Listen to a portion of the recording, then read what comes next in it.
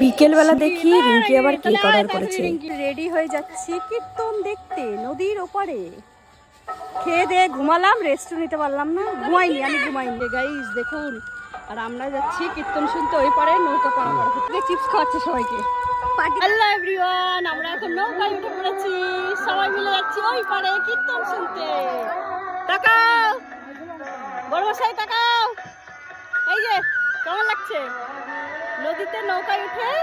নৌকাটা দেখো, নদীটা দেখো কত সুন্দর।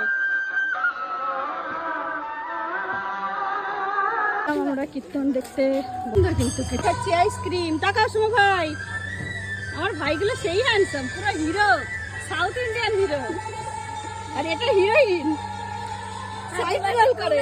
আর এখানে করেছিল যারা যারা কীর্তন শুনতে আসবে বা দেখতে আসবে তাদের খাবার ব্যবস্থা। দেন চলে গেলাম চাট খেতে, শুধু খেয়েই যাচ্ছি, গিয়ে খেয়েই যাচ্ছি।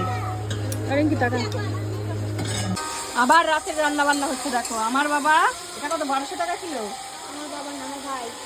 ও ভাই আনছে? বাবা রিঙ্কি, রিঙ্কি আমার ভাই মাছগুলো এনেছে দেখো, ট্যাংরা মাছ আর এটা পুঁটি মাছ। আর নদীর মাছ খাওয়ার মজা আলাদা। ভাজা মাছ আমি একটা খেয়ে নিলাম, এটা একটা খেলাম।